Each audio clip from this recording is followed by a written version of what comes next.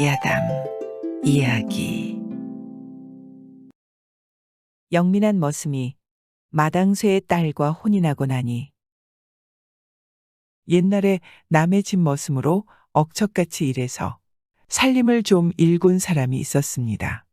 20년 머슴살이에 먹을 것 안 먹고 입을 것 안 입고 모은 돈으로 논도 사고 밭도 사고 해서 제법 살만한 거였습니다.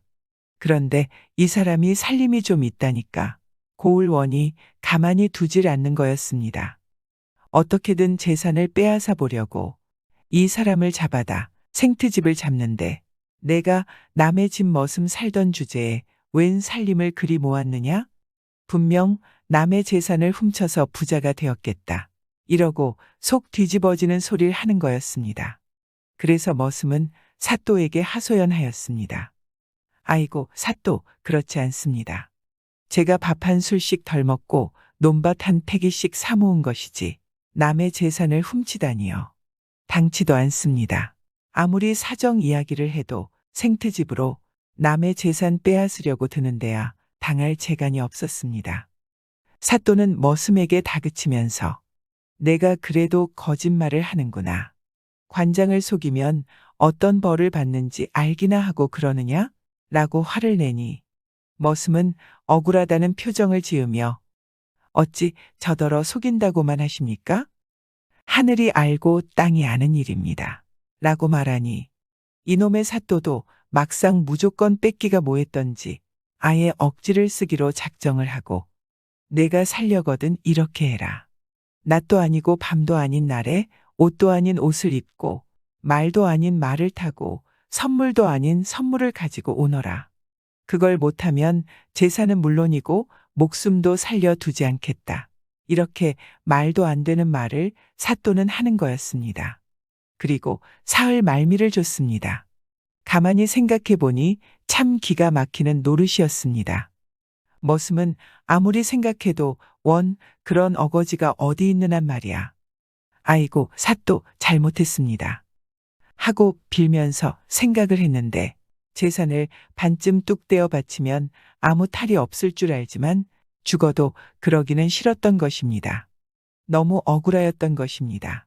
그래서 집에 돌아와서는 아예 이불을 쓰고 누워버렸습니다. 밥도 안 먹고 내리 사흘을 누워서 끙끙 앓는 거였습니다. 까짓것 이렇게 사느니 차라리 굶어 죽는 게 낫지 하고서 말입니다. 그런데 이 사람한테 10세 살먹은 딸이 하나 있었습니다. 이 딸이 보니 아버지 모습이 말이 아니었던 것입니다. 그래서 딸이 안쓰러워하며 왜 그러시느냐고 물으니 이러저러해서 이제는 꼭 죽게 됐다고 그러는 거였습니다. 딸이 갑자기 아버지에게 나갔다 오겠다며 집을 나섰습니다. 하지만 머슴은 딸의 말도 들리지 않았습니다. 그렇게 딸이 나가서 어딘가로 향하는 거였습니다. 도착해서 보니 어느 대감집 문 앞이었습니다. 딸은 조용하게 문 앞에서 돌쇠야 돌쇠야 라며 말하는 거였습니다. 그러자 문이 열리면서 돌쇠가 나왔는데 딸이 돌쇠를 보자 화색이 돌면서 잠깐 할 이야기 있으니 따라 나오라면서 어느 텅 빈 물레방앗간으로 데려갔습니다. 그러고 나서 딸이 돌쇠에게 말했습니다. 지금 우리 아버지가 저 못된 사또 때문에 지금까지 모으신 재산을 다 바쳐야 될 것 같은데 어떤 방도가 없어요? 라며 돌쇠에게 말하는 거였습니다. 그러고 보니 이 머슴 돌쇠가 예사 돌쇠가 아니었던 것입니다. 알고 보니 천민으로 태어났지만 머리가 영민해 마을에 무슨 일만 있으면 이 돌쇠가 나서서 웬만한 것은 다 해결했던 것입니다.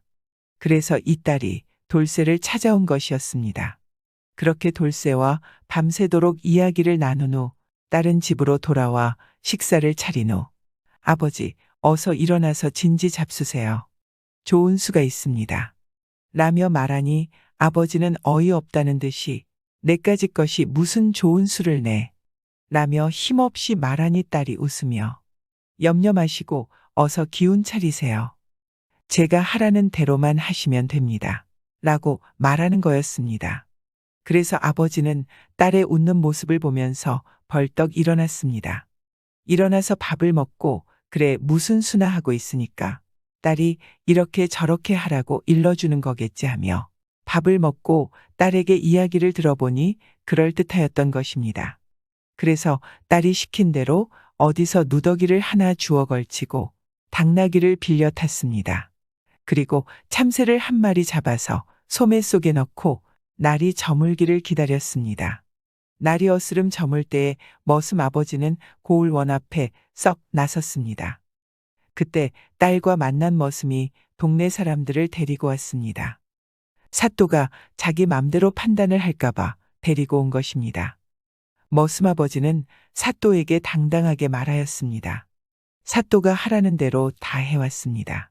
라고 말하니 사또는 머슴을 쳐다봤는데 잘못했다고 손이 발이 되도록 빌러올 줄 알았는데 하라는 대로 다 해왔다고 떵떵거리니까 원이 떫은 감 씹은 얼굴이 돼서는 그래 뭘 어떻게 해왔느냐? 라고 말하니 머슴은 지금이 저녁나절이니 낮은 다 지나가고 밤은 아직 오지 않았죠. 그러니 낮도 아니고 밤도 아닌 날이죠. 라고 말하니 이치에 맞는 말인지라 원이 할 말이 없었습니다. 동네 사람들도 고개를 끄덕였습니다. 그래 그 다음은 보시다시피 누더기를 걸쳤으니 옷도 아닌 옷이지요. 그 또한 틀리지 않았으니 할 말이 없었습니다. 그래서 당나귀를 타고 왔으니 말도 아닌 말이죠. 사또는 또 할 말 없었습니다. 그래도 사또는 마지막은 할 수 없겠지 생각하며 머슴에게 말했습니다. 선물도 아닌 선물은 어디 있느냐? 라고 말하니 머슴은 여기 있지요. 하고 소매 속에서 참새를 꺼내 놓으니 포르르 날아갔습니다. 날아가서 안 보이니 선물도 아니지 뭐. 동네 사람들도 감탄을 하며 맞다면서 고개를 끄덕였습니다.